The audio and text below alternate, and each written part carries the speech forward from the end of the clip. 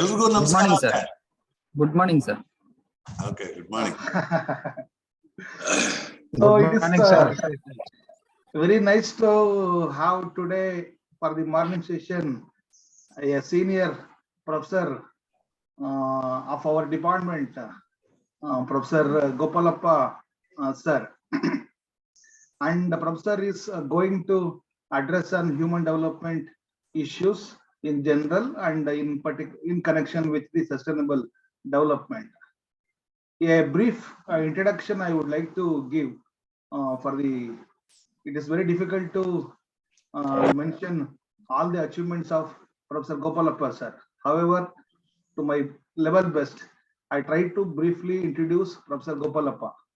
So Professor Gopalappa, born in Chikballapura district, Taluk, Kolar district, and he has graduated from Bangalore University, and he has got his PhD on the topic entitled Small Farmers and Sericulture, a case study of Rayalaseema, Andhra Pradesh.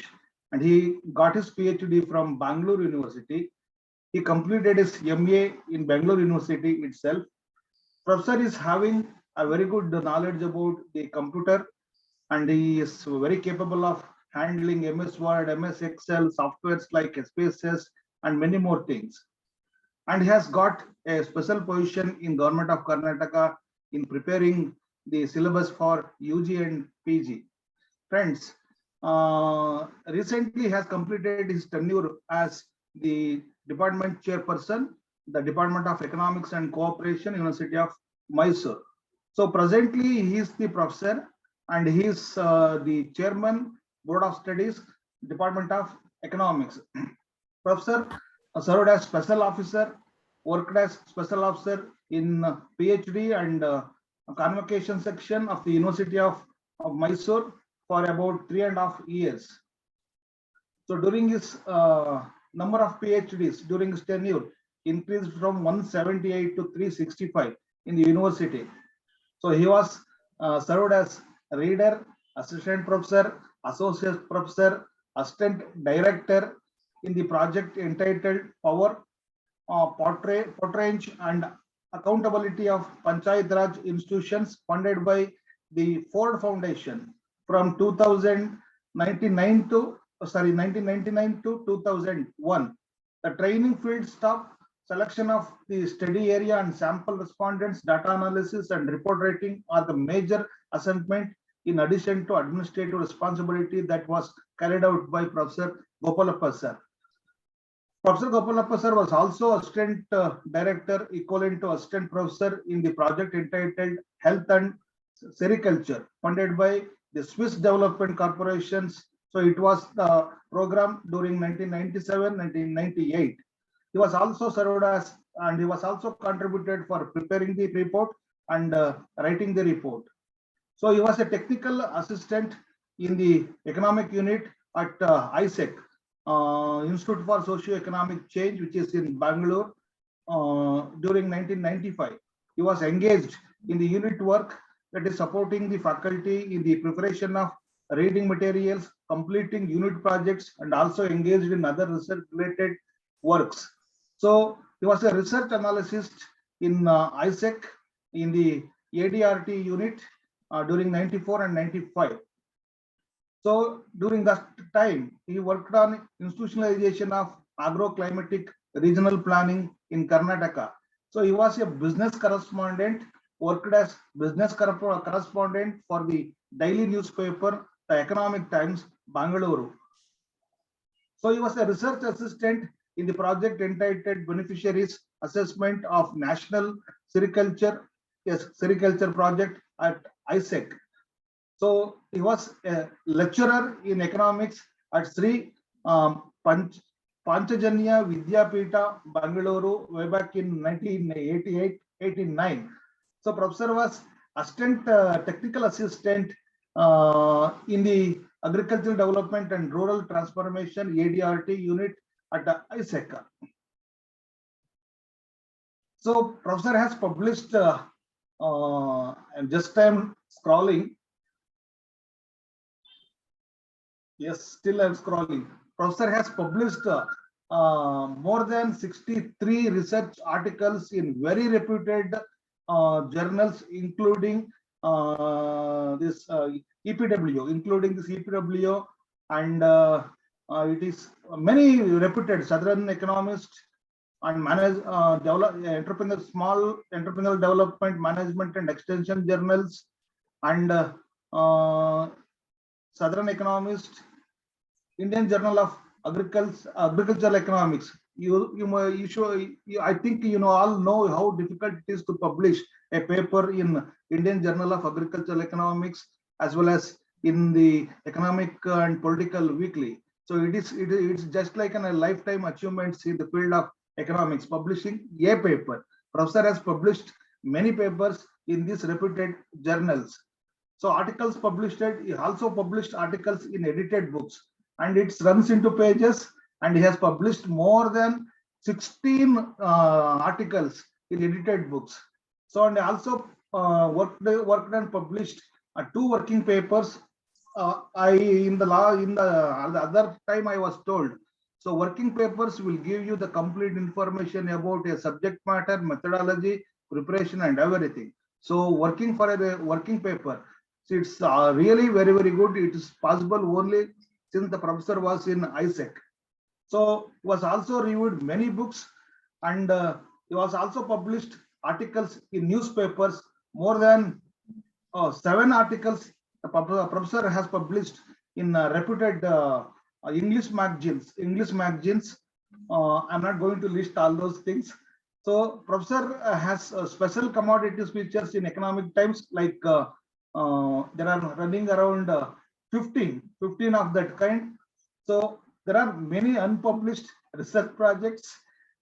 It goes up to 10.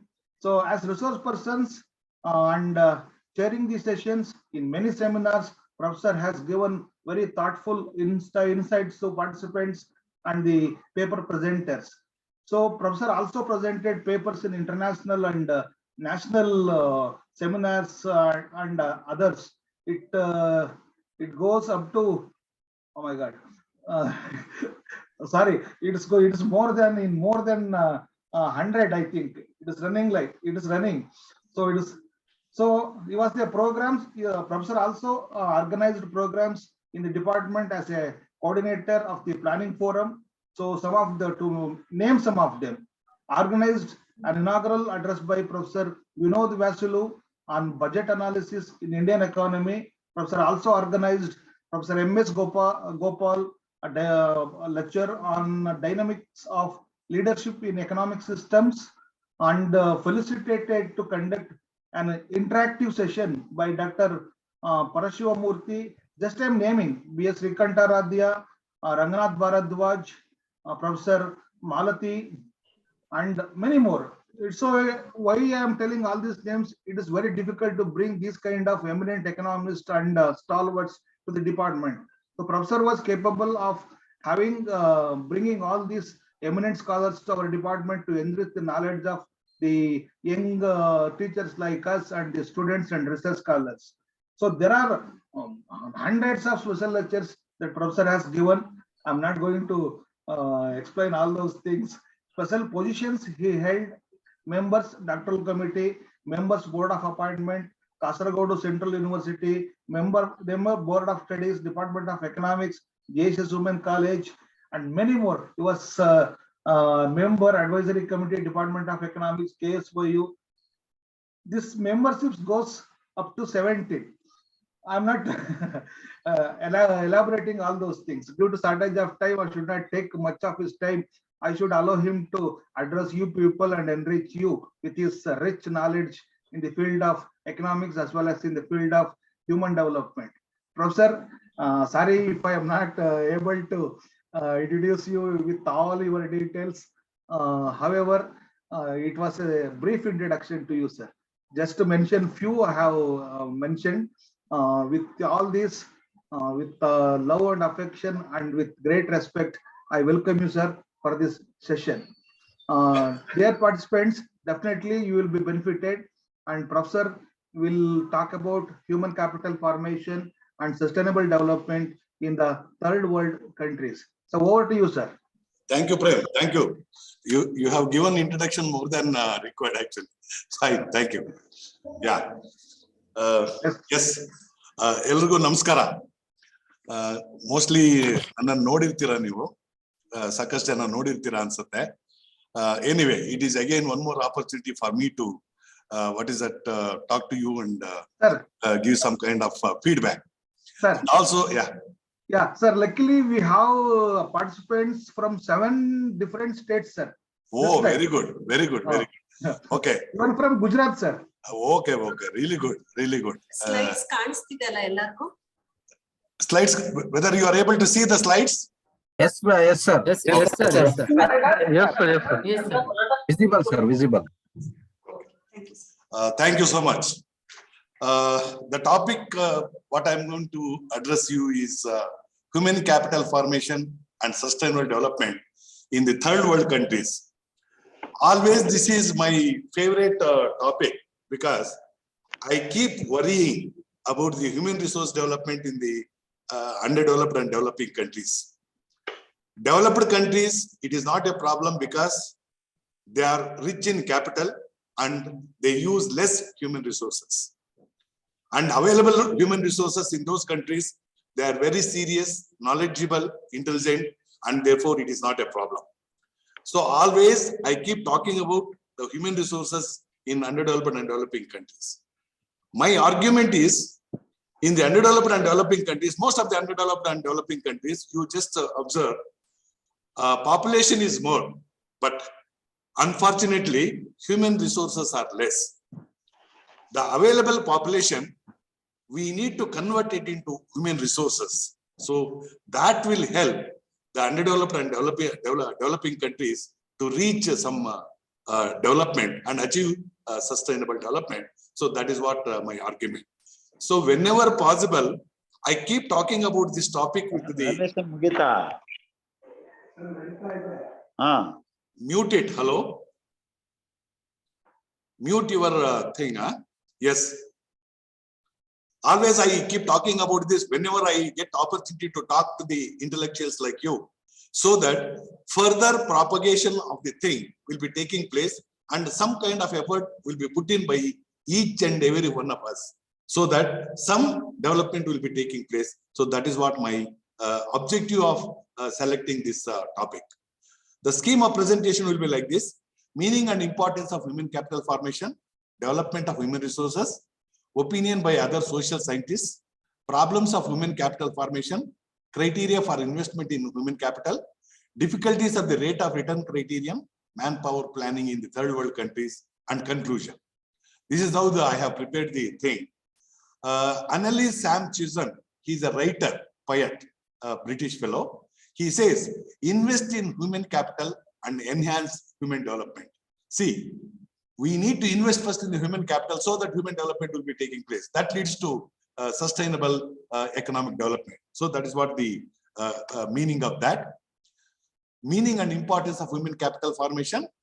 The term human capital formation, according to the UGC-HRDC, refers to the process of acquiring and increasing the number of persons who have the skills, education, and experience which are critical for the economic and the political development of a country.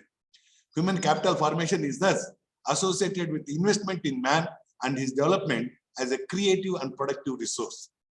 A really excellent meaning which is conveyed.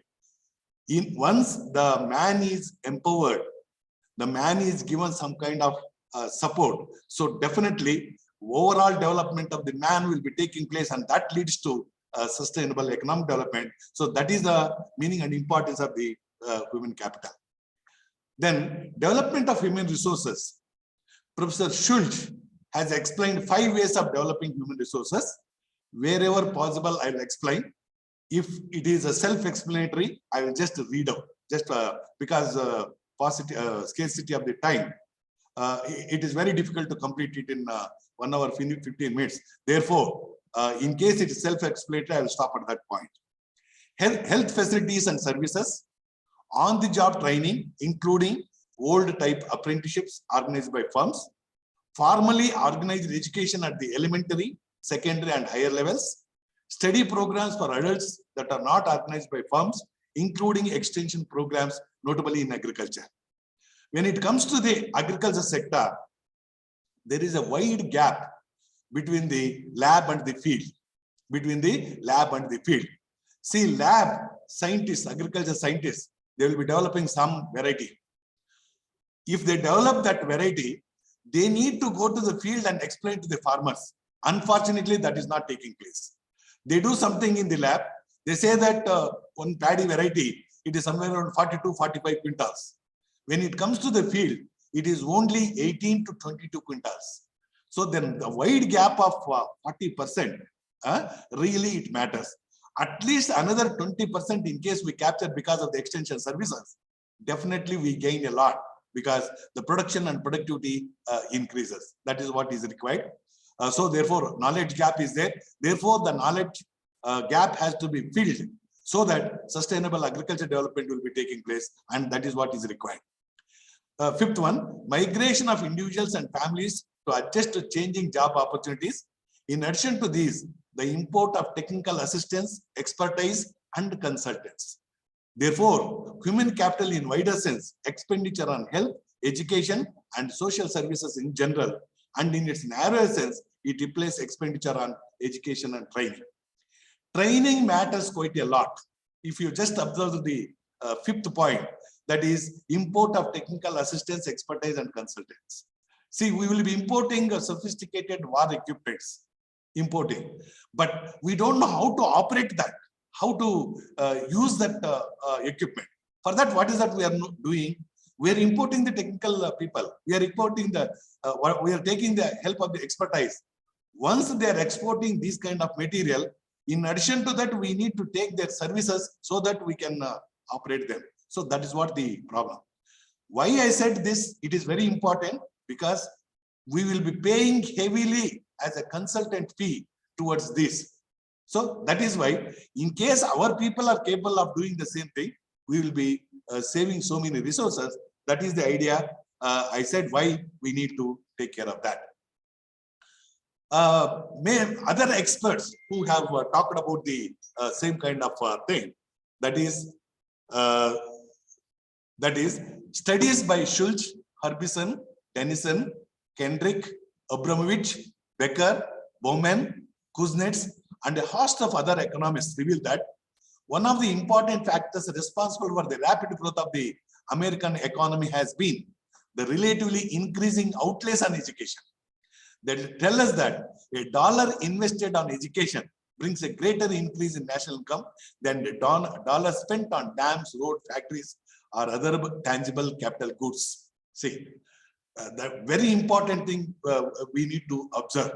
They say that rupees spending on just development activities will not give major result. The same rupee, in case you spend on education, that gives more returns. That is what they're saying. So that is what in America. And America, they will be doing that. The kind of budget allocation for the education and other related heads, it will be really good. When it comes to India and other underdeveloped and developing countries, it is very less. Galbraith says, we now get the larger part of our industrial growth, not from more capital investment, but from investment in men and improvements brought about by the improved men. See, in case you give better training, in case you give better skill, the men, they will be producing more than the investment made in the capital goods. That is what they are saying.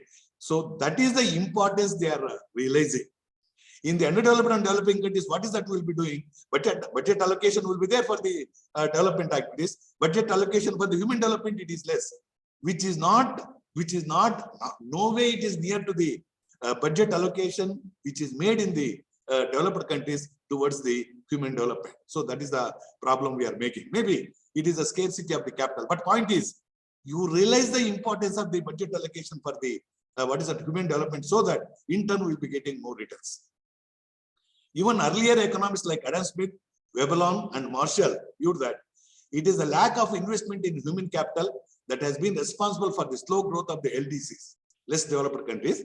Unless such economies spread education, knowledge, and know-how, and raise the level of skills and physical efficiency of the people, the productivity of physical capital is reduced.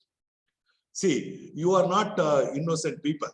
Okay, you have skill. You are able to understand so many things. In Karnataka state, in India in general, Karnataka state in particular, we announced so many universities. Okay, establishment of the universities. When you announce the establishment of the universities, we don't check whether physical infrastructure is there or not, whether manpower we can take care or not. So many PG centers, not even a single permanent assistant professor there. We are running the PG centers. Then imagine what would be the fate of the students who are studying in these centers. Physical infrastructure is not there, human resources they're not there, just faculty. I don't degrade the guest faculty, but they are not trained. Just they are entering the thing after master's degree passing. What is that? Select net, and they are joining as guest lecturers. We know the students' strength. Our own scholars they are. So then, without any regular faculty with qualified this one, then how do they achieve the targets? It is very difficult, and I leave it to you to think on those lines. Then problems of human capital formation. It is difficult to assess the total stock of human capital requirements in an underdeveloped and developing countries. When we say some term, very difficult to why it is so? Why it is so? Why we cannot make assessment? What is the stock of human capital which is required? We are not able to do that means what? Whether we are not capable of doing that, and that is what the thing we need to understand. It is not possible to spell out in concrete terms the growth rate of human capital formation, as is commonly the case with physical capital formation. Many times through our census, whatever, we say so many districts, so many states, they have achieved 100% literacy. When you say that, I will be just laughing myself. Why it is so? Because just if you struggle to sign it, struggle to read the Kannada terminology, how can we say that we have achieved 100% literacy rate, whether that is the literacy rate? My point of literacy rate is, in case the person capable of doing something because of the literacy what he has gained, that is what literacy. That has to be considered as 100% literacy. Otherwise, the literacy what we are doing, that is not the actual literacy rate what we have either in Karnataka, India, and other developing countries. That each one of us we need to realize, and we should check what is the literacy rate we are giving through the census. So far, as the pattern of investment in education is concerned, almost all the underdeveloped countries of Asia and Latin America accord a high priority to primary education, which is often free and compulsory. Dear friends, we say that which is often free and compulsory. Whether it is free, we need to question ourselves. You go to European countries, most of the European countries, they're offering free and compulsory education up to PU. Up to PU. We will be struggling now to get the the best school seat in the best school. That struggling will not be there in the developed countries, because all the schools up to PU, same standard, same quality of teaching, same kind of infrastructure, everything. Unfortunately, we don't have that. That is why private people are entering so many ways, and they say that they are providing so many things. But the same thing, why can't we make? You have said free and compulsory education up to 10th, up to 14 years of age. But what is that free and compulsory education we are giving? What is the quality of that? Then why people are struggling, including a maid servant, including a mason, they will be struggling to take the seat in some private college. That's what the status today. Therefore, whatever the compulsory education we are giving up to 14 years of age, that is not the real one. So that is what the problem. We need to understand that. Underdeveloped countries, in their enthusiasm to spread higher education, have been opening too many universities without trying to improve the standard of education. That's what I explained to you. Moreover, there being little manpower planning in such economies, no efforts are made to match the demand and supply of different type of critical skills. That is what is required. Where is that we are checking? Sometimes, without interviewing a person, we are giving the job of guest lecturer without interviewing. Then how is that quality is measured of a person? No, it is by influence. It is by so many other criteria, not the intellectual criteria. Whether the student has passed NET, whether the student has passed SLET, whether the student has got a doctorate, all these things we need to consider while appointing the guest lecturers. That is what is required so that we can match the difference. Further, insufficient attention is paid to agricultural education, adult education, and the on-job training programs in such countries, in the underdeveloped countries, where finance is the problem. Resources are the problem. Therefore, once in some 5 years, 10 years, they give some training. There is the matter. When they give training, they take it as a kind of picnic. They don't take it as a kind of training. That's what it is. So many you people, assistant professors, associate professors in the UG and also PG centers, they told me, sir, it is a requirement. It is a requirement to get the promotion, to get the increment. Therefore, we have to attend, sir. See, this is what the feedback I get. Do you think that should be the criteria? Why this UGC refresher course? See, the term itself, it indicates UGC refresher course. Refreshing means refreshing your minds, refreshing the latest information relating to the various fields what you are teaching. That is why you are coming here. So instead of that, if the criteria is getting increment and getting promotion, then tell me how is that one can help to improve the human resources in these type of countries. So that is what the problem. Further, insufficient attention is paid to agriculture. Yeah, that is done. One more problem of investment in human capital is that politicians and administrators consider it more in terms of providing buildings and equipment than the teaching staff. Is it not? See, we have been observing, I think, from the last 9-10 years, except 1 or 2 universities, so many universities, there is no recruitment. 65% of the university teachers are retired. Only 35% they are working. Time and again, we are finding it difficult to fill the post because of various reasons. Then why those difficulties? Tell me. It is a teaching thing which is required. Why the court is not strong enough to give judgment relating to these issues, which is very essential. Once the recruitment takes place, people will bring stay. To vacate that stay, it takes 2 years, 3 years. Even after 3 years, the judgment will not be proper. Then how is that gap can be filled? So knowledge gap is there. I have spoken to so many faculty members who are teaching in the the PG centers. Really, not even minimum knowledge they have. Then how do they teach statistics? How do they teach econometrics? How do they teach mathematical economics? Very difficult thing. Again, that substandard thing further continue. They will become lecturers. They will become faculty members in so many teaching places. So that is how quality is affected very seriously. Criteria for investment in human capital. One of the most ticklish problem is that of estimating the productivity of investment in human capital formation, especially in education. Economists have suggested the following criteria. One is the rate of return criteria. According to this criterion, education as an investment has 2 components. One thing, future consumption. Second one, future earnings components. Investment in skills and knowledge increases future earnings, while the satisfaction derived from education is the consumption component. As an enduring consumer component, education is a source of future utilities, which in no way enters into major national income. Thus, in calculating the return on investment in education, future earnings component are considered discounted for interest to measure their present value. That is basically what is that they are going to earn after getting full-fledged education, and what is that satisfaction they get as a consumer of education. So that is the difference. The method used is based on a comparison of the average lifetime earnings of more educated persons with that persons with less education employed in similar professions.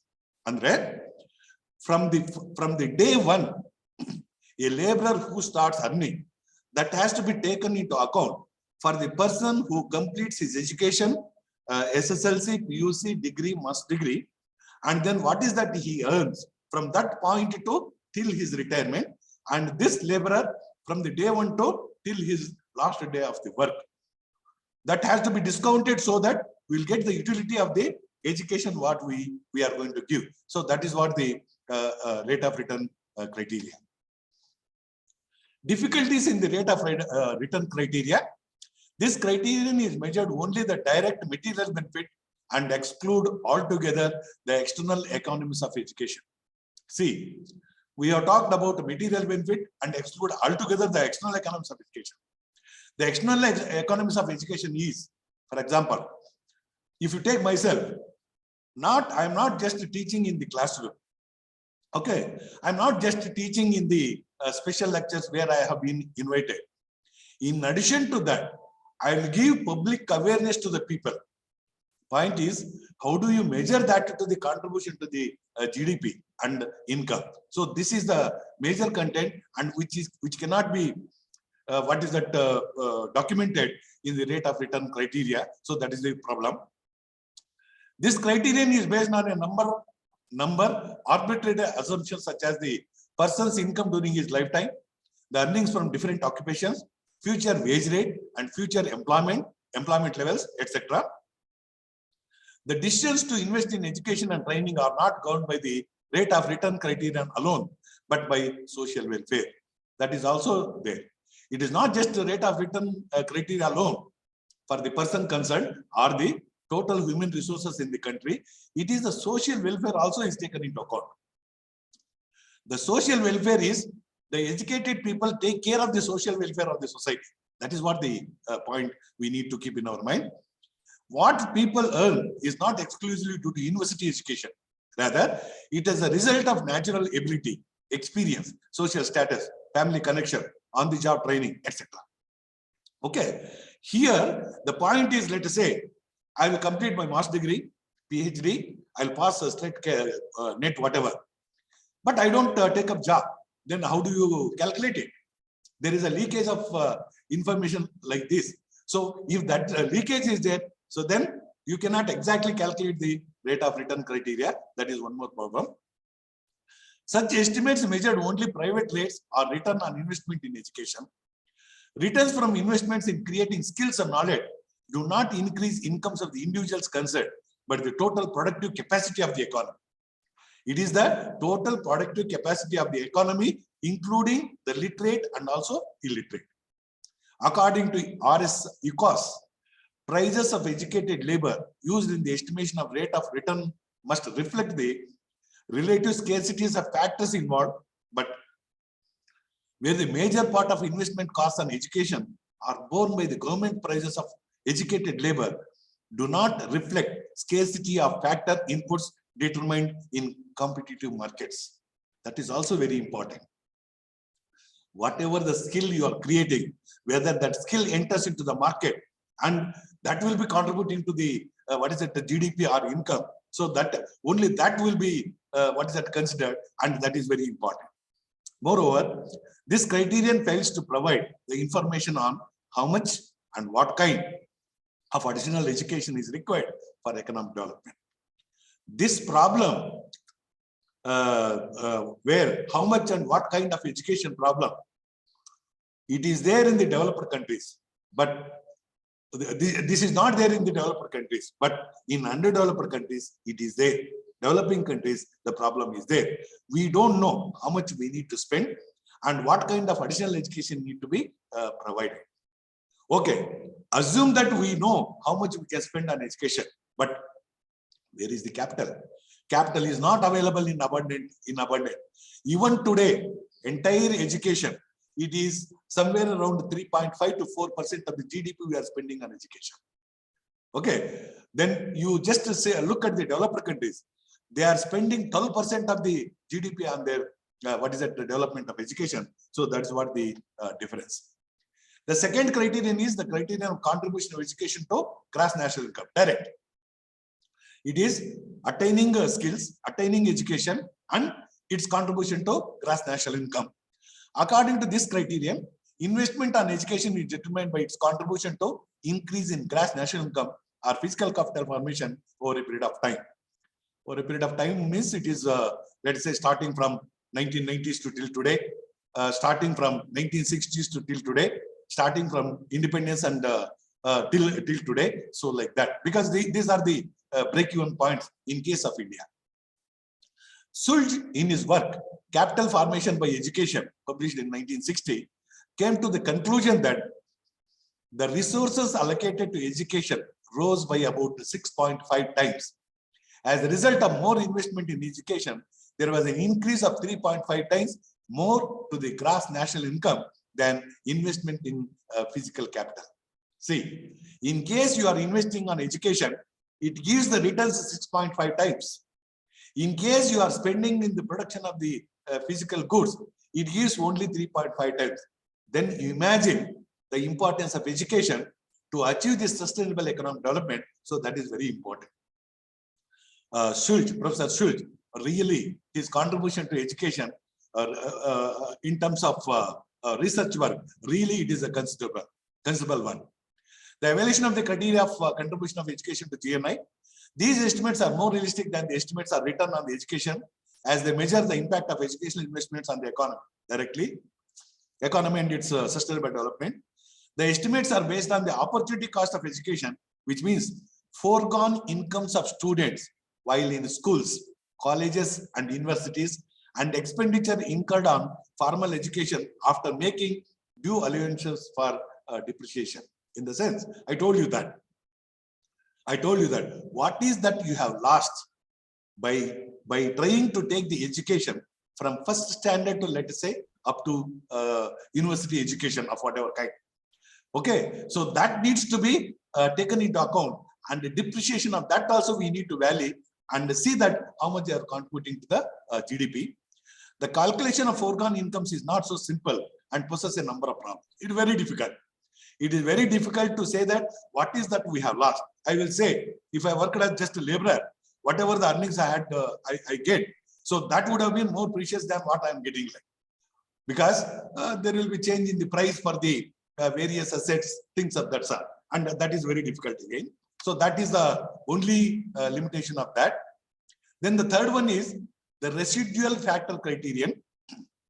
Solo, Kendrick, Denison, Jorgensen, and Vilches, Kuznets, and other economists have tried to measure what proportion of the increase in GNP over a period of time could be attributed to the measurable inputs of capital and labor, and what proportion of the increase in the GNP could be ascribed to other factors, frequently grouped as residual factors.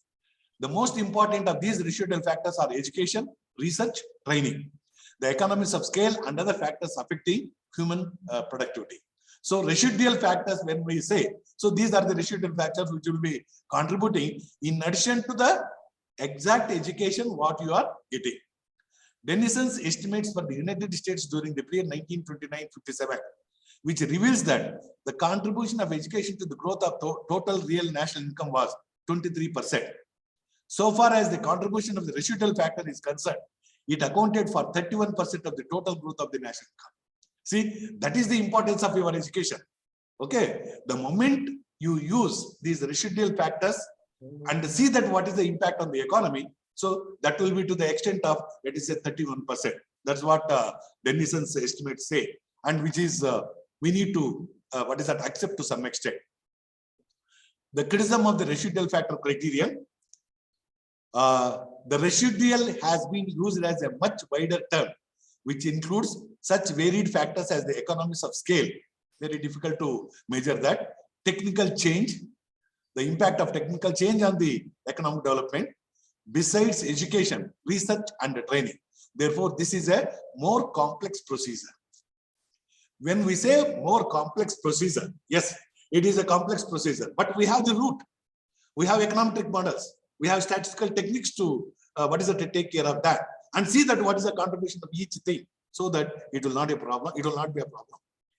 The residual factor may also include some improvements in capital assets, which may, of course, be attributed to improvements in human knowledge and skills.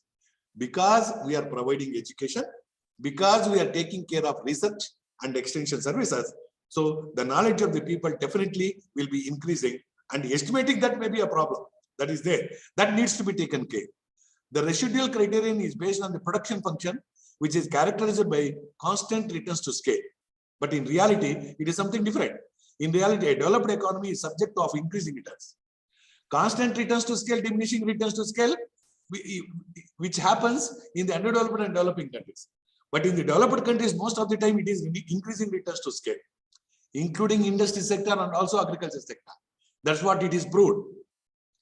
In the developed countries, especially America, the productivity of paddy is much higher, 3 times higher than, let us say, underdeveloped and developing countries, especially India. So that is what the thing. You go through the literature, definitely you will get to know that. So that's what the thing we need to consider. Last but not the least, capital contribution to economic growth has been underestimated in the residual criterion. In the residual criterion, by considering all the variables which we have mentioned, it is very difficult to say that how much it is contributing to the GDP. So that means we need to separate each variable and see the contribution of that and work out the percentages and see that what extent the residual factor criterion will be contributing to the growth of the economy in the underdeveloped and developing countries. Because of the above, residual criterion has not received enough support in the theory and also empirical estimates. We are not following this mainly because of the complexity of the thing. So many variables are included. So proper input, proper effort is not put to see that, to separate the contribution of each variable and see that what is the total contribution to the the GDP. Then the last one in the estimate, the theories, the composite index criterion. Harbison and Meyers have developed a composite index criterion of human resource development on the basis of certain human resource indicators. The composite index is used as the basis for ranking 75 countries and grouping them into 4 levels of human resource development, namely underdeveloped, partially developed, semi-advanced, and advanced, and then worked out the relationship between these indicators and indicators of economic development. This criterion is like your human development index. More or less it is near to that, where to work out the human development index, we have 3 criterion, and each criterion we have sub-criteria, and accordingly we will construct the human development index. Then what are the human resource development indicators? Number of first and second level teachers per 10,000 population. That is basically availability of teachers per 10,000 population. Engineers and scientists per 10,000 population. Physicians and dentists per 10,000 population. Pupils enrolled at first level of education as a percentage of the estimated population aged between 5 and 14 years inclusive, both 5 and 14 inclusive. Pupils enrolled at secondary level of education as a percentage of the estimated population aged between 15-19 inclusive, both 15-19 inclusive, adjust for length of schooling.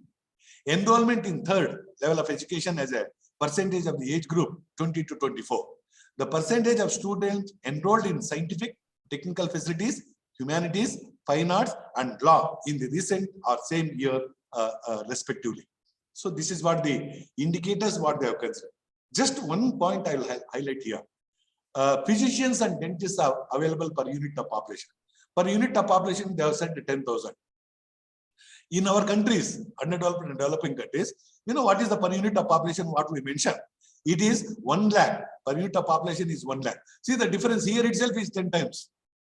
To work out the availability of physicians and dentists per 10,000 population, because it is a developed countries. They have used the data for the developed countries, not for the underdeveloped and developing countries. So that's what the that there itself there is a difference. Then the availability of 10 lakh population in our country, you should see how many dentists and physicians are available. So many times. That's what somewhere I mentioned. We are very good at providing building and other infrastructure. But we are very poor at providing the human resources who can operate. Okay, just to enlighten you relating to this technology and the availability of the human resources. All the Gram Panchayats very long back, we had given computers. Is it not? How many Gram Panchayats, there were resource persons to operate the computers? Village secretary at that time, before PDO, project, what is that, Panchayat Development Officer, village secretary. Many times he is SLC paid, promoted as village secretary, and sometimes he is SLC pass and PUC pass. Take the census actually at that time. More than 80%, they were just SLC and PUC. That's it. Then how do they operate the computer? But we had provided computers.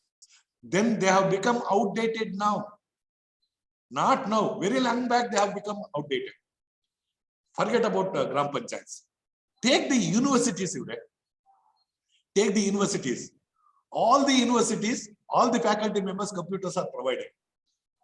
2004, I came to the University of Mysore, 2004. Okay, we were not given computers because we were juniors. Starting from computers were given based on seniority and top professor, then followed by that computers were given. I had seen so many faculty in many departments.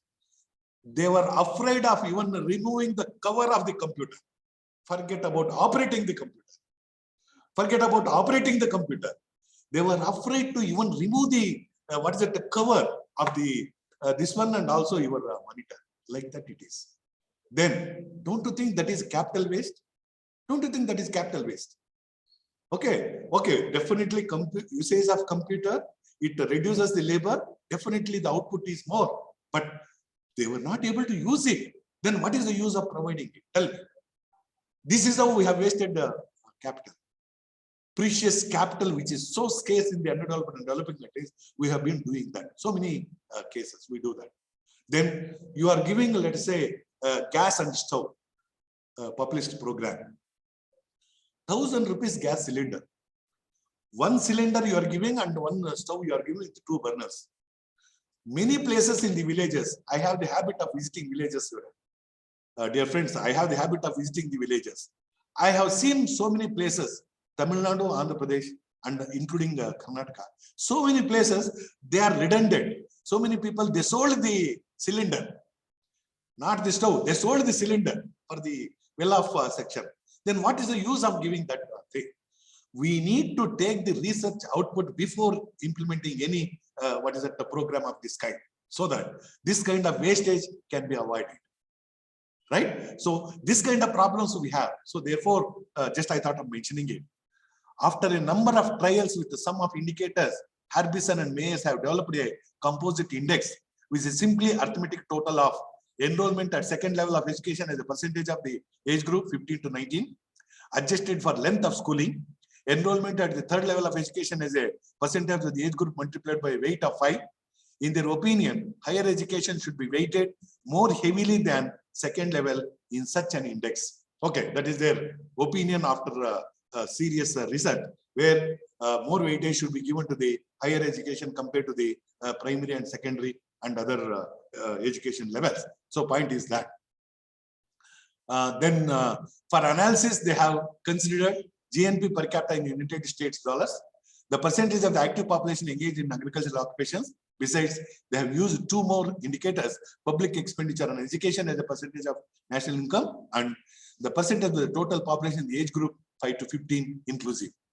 The study reveals that there is a close association between enrollment ratios at all levels of education and GNP per capita. The highest correlation coefficient, 0.88, very difficult to get, right, is found between GNP per capita in United States dollars and the composite of human resource development, which is a combination of second level and third level enrollment ratios. So that is what the effectiveness of that. The moment you provide second level and third level of enrollment, which increases, further decision they will be taking. That's what the point. Why they have given less importance for higher level of education? Because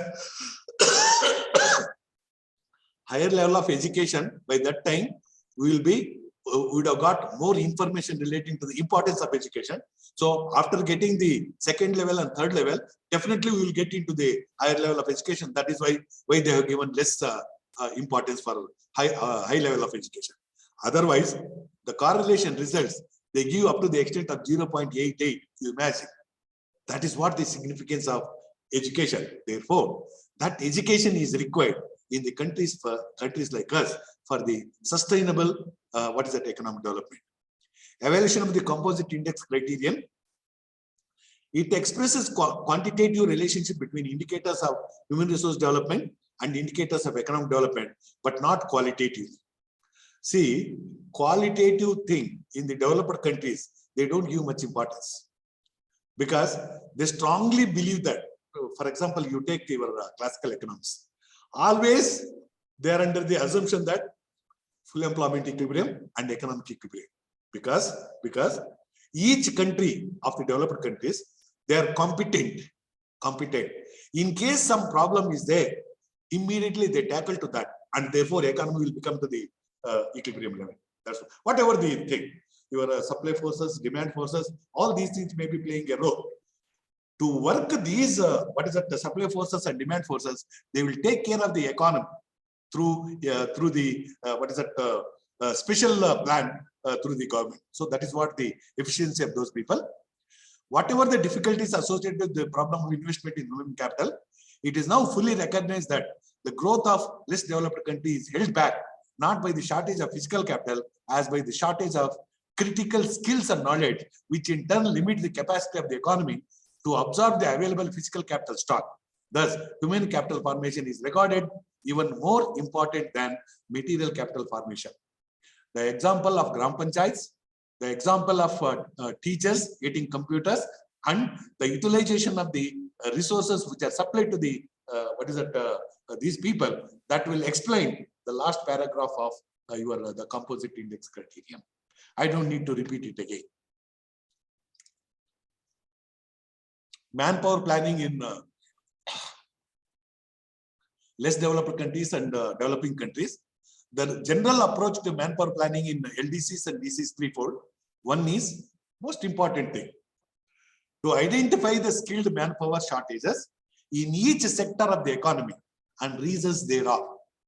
Theoretically, they have said each sector of the economy. I will say we need to identify the shortage of manpower thing in each subsector of the various three sectors of the economy. Agriculture sector, industry sector, tertiary sector. We have many subsectors. We need to identify the the shortage, at least to start, then shortage. Then what is that we can do? That is what is important. We need to take care of that. Second one, to identify the manpower surpluses in both the modernizing and traditional sectors and the reasons for such surpluses. To identify the manpower surpluses in both the modernizing and traditional sectors and the reasons for such surplus, in case it is there.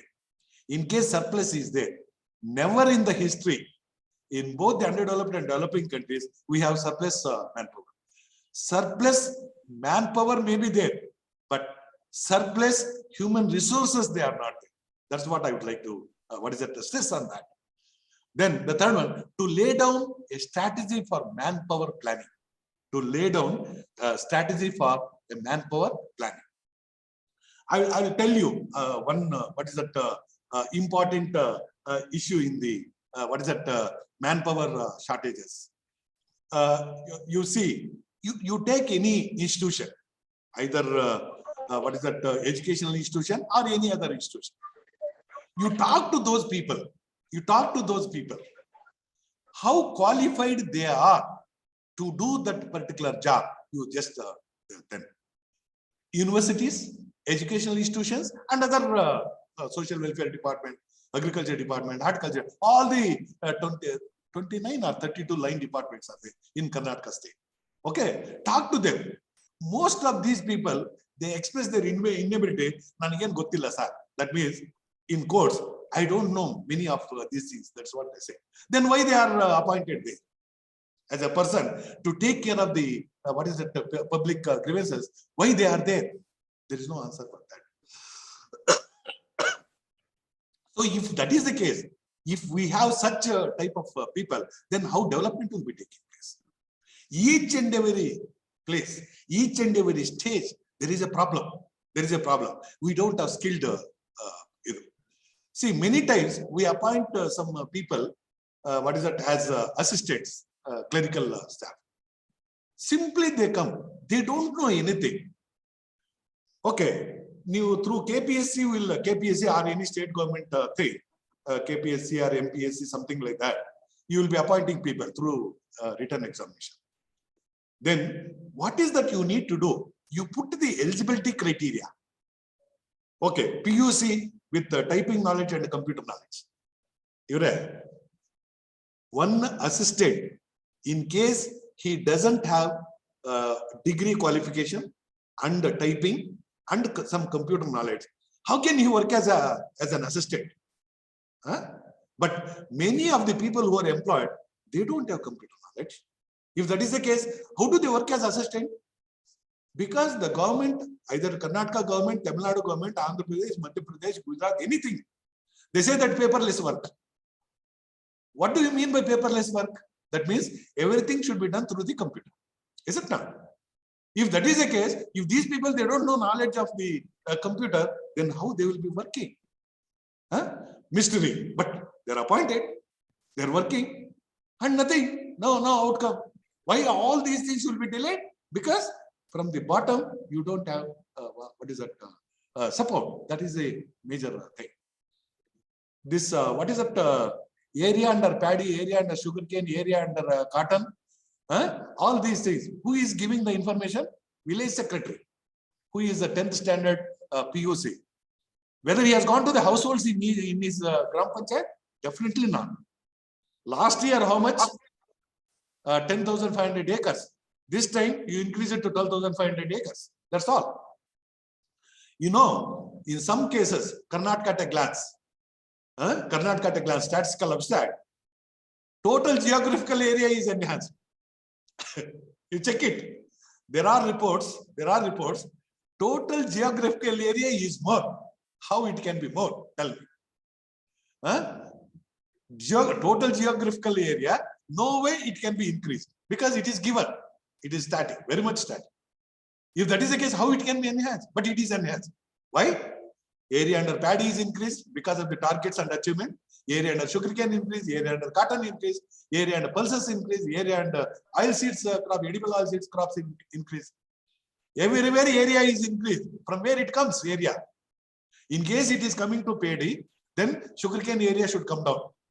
In case paddy, maize is increasing, it should come from paddy cultivation. Is it not? Without doing that, if you simply 2%, 2.5%, you enhance for all the crops means, then total area under total geographical area definitely it will go up. It is more than the existing geographical area. So that is what the knowledge we have. That's what the problem we are facing. Manpower planning in underdeveloped countries, how it can be done. Manpower shortages. Then how manpower shortages need to be worked out. Current shortages. Second one, invisible shortages. Third one, frictional shortages. Fourth one, replacement of foreign personnel. Okay, replacement of foreign personnel, that is secondary. Most of the developed countries also they are doing it because they don't have, they have scarcity of manpower there. So that is why they are doing.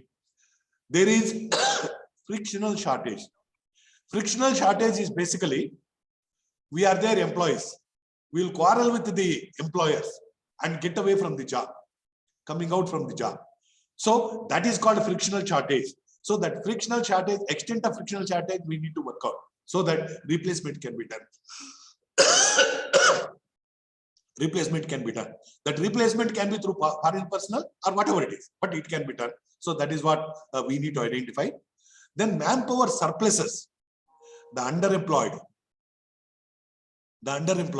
that basically unemployed people. That is a surplus is there, but they are not given job. But one thing I want to highlight here, in case of developed countries, this underemployed, they are very less. Okay. In case of underdeveloped and developing countries, the underemployed more. Maybe lack of education, lack of knowledge, lack of awareness, whatever the problem. But underemployed, they are there. Percentage is high. So that we need to work it out. Second one, the educated unemployed and underemployed. The educated unemployed and underemployed. That means I have, let's say, degree. I have completed my bachelor degree.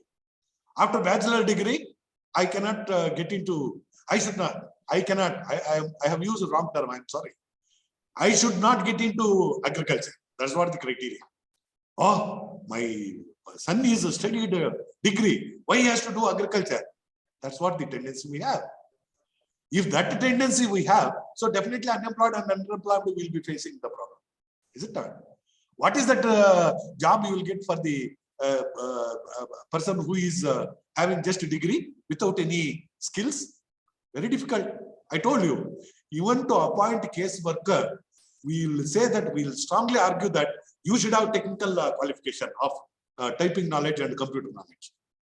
That's what it is very essential. That's what it is very essential. So if that is the case, a PU fellow having PUC education and degree education, what is that he can do? Nothing. I will say that he definitely he can do better agriculture. He has to get into agriculture. Nothing wrong in that. I will say each person, I don't know whether you believe in God or not, that is different issue. But just for understanding sake, I'm telling. I don't bother whether I believe in God or not. The moment a person borns, people say that some skill is given for the person to survive. You including a lunatic. Lunatic means mad person. He will also having the way of earning his livelihood. So if that is the case, definitely degree fellow, definitely he will have some skill. If he can get into agriculture, agriculture really prosper because he knows how to get minimum information relating to market, minimum information relating to application of organic manure and chemical fertilizers, and therefore he can do better in case of agriculture. So that's what we are supposed to do. Third one, urban unemployed and underemployed. Then strategy for manpower planning, building of incentives, training of an employed manpower, development of formal education. Anyway, we have been talking about the same thing. Providing education is very important. Providing skill is very important, and incorporating the knowledge overall. Knowledge is very essential for the sustainable development. So that is what the argument. At the end, I will say that in conclusion, the developed countries, underdeveloped countries, and the developing countries. Developed countries, except the present situation, I'll further explain this thing. Okay, developed countries really either the capital or the skilled manpower is not at all a problem. Is not at all a problem because they have sufficient capital. That capital empowered them to provide better skill and knowledge. Number one.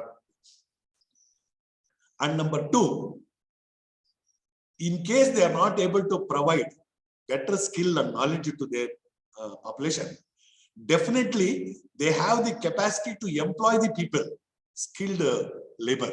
That is what the developed countries are doing. In computer knowledge, so many people, so many personnel from the Southeast Asian countries, they are knowledgeable. Therefore, brain drain is taking place, and these people are entering into the developed countries in search of job, and they are getting better returns there. So therefore, whatever the problem of the developed countries relating to human resources is taken care in many respects. In many respects and many angles, and they don't have the problem. Okay. Number two, in case of developing countries, they are doing something better. They are doing something better, but that is not sufficient. Unfortunately, fortunately or unfortunately, they are diverting their activities from the production sector to service sector. Okay. Service sector, definitely it is contributing to a greater extent to the GDP, around 58-59%. No doubt that is required. But first, we need to strengthen the production sector, that is agriculture and industry, so that tertiary sector on its own it develops. I will further clarify that. Production sectors, agriculture sector and industry sector, you are generating more resources. Once you generate more resources, then automatic development will be taking place. When automatic development will be taking place, definitely people will be empowered in terms of what is the job and in terms of getting income. Once they get job and income, definitely they themselves will develop the tertiary sector. Because if you get more income, you will stay in comfortable lodges, you will go for picnics, okay? You will do so many things. You will deposit the money in the banks. All these things will be taking place, therefore tertiary sector on its own it develops. But unfortunately, we are diverting ourselves to the third sector, tertiary sector, which is not healthy. Namma corona impact, and also during corona period, to some extent better than developed countries, we have survived because of the production sector, that is agriculture. Corona didn't enter much into the village thing. So therefore agricultural activities continued and they are able to supply something. Okay, we were able to get something. That is what has happened. Therefore, underdeveloped and developing countries, we need to strengthen the production sectors, agriculture and industry, so that tertiary sector on its own, it grows. In addition to that, most important, whatever the surpluses you have created, that the surpluses, you just allocate it in a proper manner. Increase the allocation for the education sector, creating human resources. Let me say, that is what is very essential. In case we do so, definitely some development will be taking place here. That is what it is proved. Even now, World Bank experts, IMF experts, and other research institutions experts, they are saying there will be economic depression 2023 that will be more serious. That's what they're saying. And again, further they say, maybe India, China, they will not be much affected because of this depression, economic depression. That's what they're saying. That is mainly because of our agriculture sector, including European countries and other developed countries. Definitely they need products of the primary sector. Okay, produce quality primary sector, earn something out of that. And further you develop the industry sector and tertiary sector. That is what is required. Side by side, improve your human resources. Population is more. We have most probably, the projected population is somewhere around 150 crores, 1.5 billion. 1.5 billion human resources. America always, they say that Indian market is sexy market. That is what they say. Because whatever you produce, there is a demand for that product in our country. Okay, so if that is the case, why can't we utilize that? Why can't we utilize the available population and see that we are developing the economy?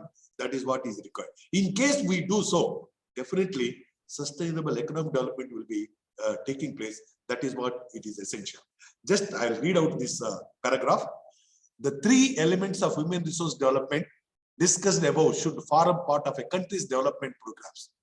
To solve the surplus manpower requires check over rapidly increasing population, removal of market imperfections to improve labor mobility, building of appropriate incentives, creation of critical skills among the employed and the unemployed through formal education.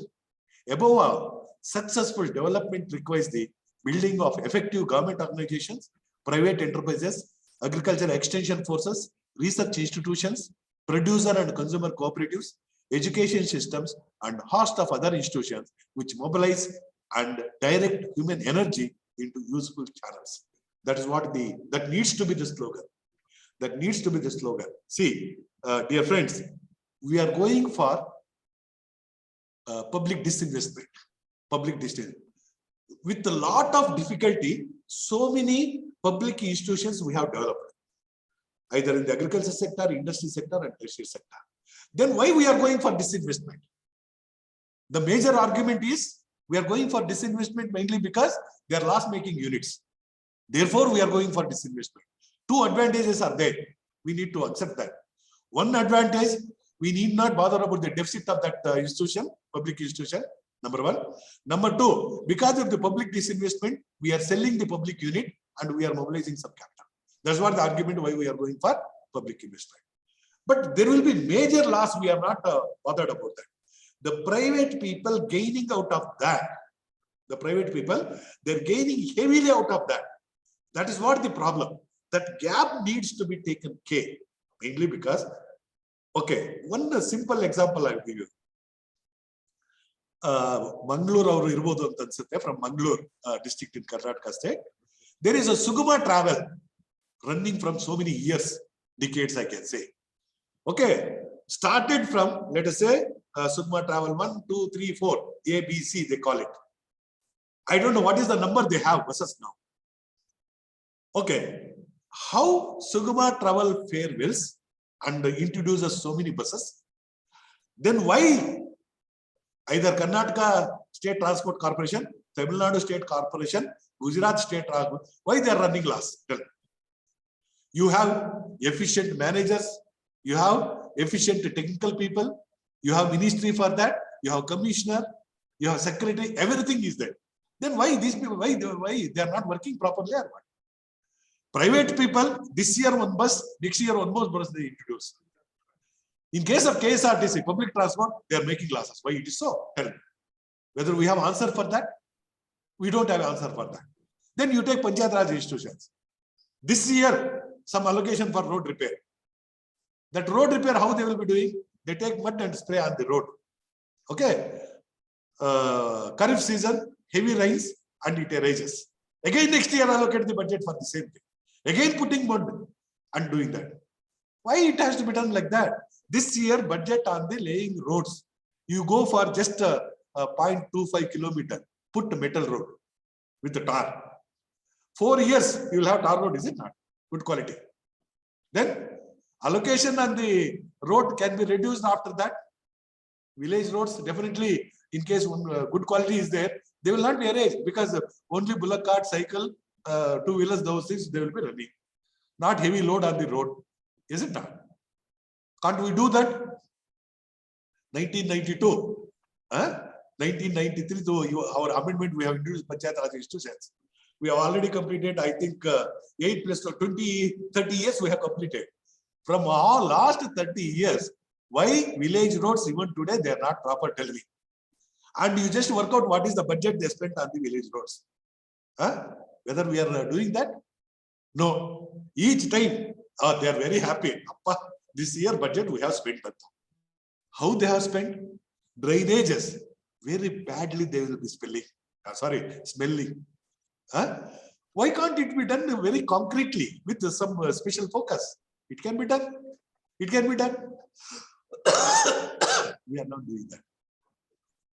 Developed countries, present situation, I said, I will come back to that again. Developed countries, I think I have to stop at this point. Developed countries, the present situation is a little bad, mainly because that is Trump's policy. What is that liberalization? 1990 onwards, liberalization, privatization, globalization has taken place. Okay, developed countries, they wanted liberalization because they were under the impression that strongly, they were under the impression that once you go for privatization, they fare better and they can increase their standard of living. But unfortunately, developing countries also, they started doing better. That was just, what is it? Trump's eyes became very red. Okay, what is that he has done? He has put controls on the international trade. How he can do that? Being a representative, being a president of the developed country, he has done that. By doing so, China retaliated. He did that against India and China. Later, India he has withdrawn, but China he has continued. So other countries of the world, they started doing that. So that is why economic recession of 2023 will be taking place. It is just for your information. At this point, I'll stop my lecture. Hopefully, you will be going to respective institutions. At least you do your job of teaching 2 or 3 hours per day. Sincerely, we will be developing human resources. That is what is required. I have heard that the teachers, they employ some person with the knowledge of the principal to teach instead of his place. Instead of his appointed person, unofficially appointed person, they are being teaching in the institutions. That should not take place because you are an experienced person, you are highly paid, therefore you need to teach. This is what my request. With this, I'll stop today's lecture. Thank you very much.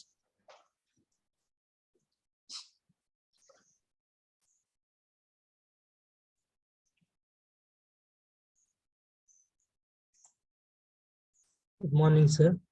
Yeah, good morning. I have a doubt. I'm Ganaraj. Yeah, please. Participants. Yeah. Indeed, your presentation on human resource development was really thought-provoking. Right. You said that the investment on education will have profound changes on human resource. Yeah. But I doubt with this budgetary allocation, do we able to have overall much changes in the education sector? Very good question, actually. Screen dear friend, actually, budget allocation is not a problem. We are allocating the budget to some extent. The allocated budget, in case it is first place, the budget is less. I agree with that. In the second place, the budget what we are allocating to the each sector, especially human resource development sector, that is not being spent properly. The resources what we are allocating, they are not reaching to the people to the extent what we are allocating. So major problem lies there. I had one project. I don't know, maybe if you had attended my earlier classes, I might have told you this. I had one project, power, patronage and accountability of Panchayat Raj institutions. One project. In that project, for just my curiosity, I had studied in, I had taken up study relating to corruption. 3 districts I had taken. Gulbarga, Mangalore and Mandya districts. 3 districts. Okay. Out of these 3 districts, where I had taken sample from officials, bureaucrats and also laymen. I have taken their opinion. According to the corruption estimates, in Gulbarga district, out of a rupee what you are spending, 63 paise is going up, is drained. Only 37 paise reaching the grassroots level for the development. In Mandya district, unfortunately, 36 paise is reaching the people and 64 paise is drained. Compared to Gulbarga district, Mandya district awareness level is more, but still corruption rate is high. Then when it comes to Dakshin Kannada district, combined district at that time, Dakshin Kannada and Udupi, okay, that time, the Dakshin Kannada district, out of a rupee, 72 paise is reaching the people. Only 28 paise is drained. One second. Let me complete. 28 paise is drained. See the difference. In the Dakshin Kannada district, then I tried to see why this difference, what is happening. I got to know that the civil societies in Dakshin Kannada, the number is very high. Mahila Mandals, youth associations, then non-government organizations. These institutions, they are high one side. On the other side, the awareness level is more because of this. And also, literacy rate is high compared to Gulbarga and Mandya. So therefore, the representatives, the elected representatives, starting from the Gram Panchayat to the Jilla Panchayat, okay, and also most probably MPs and MLAs. I have not taken the sample of that. Okay, they say that if in case we use these resources, at the Papa the Hana Muttubardu, it is a sin money. We should not touch it. That's what they say. The difference is that. So therefore, point is the allocated budget is not reaching to the people at the grassroots level. So problem we are facing there. It is being drained. Therefore, your problem. It is a good question. Yeah. Any other question?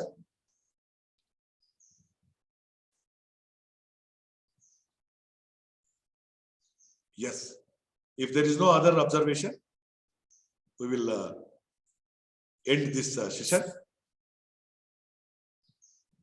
Good morning, sir. Yeah. Myself, Dr. Yashithra Bhatt. I am from Surat, Gujarat. Okay. I just want to address the vote of thanks to you that whatever the valuable knowledge and information regarding to the human capital that you have discussed with us. And as per your discussion, I got also the thing that I have to, we know the computer and some techniques, but then it is also necessary that we have to improve our skill as well as we have to also try to improve the skill of our colleagues also. Through that, it can be possible that the human capital and the development country, as per the development country, they can also, Indian economy can also be on the growing path. So it was really very appreciating that whatever the discussion you have given to us.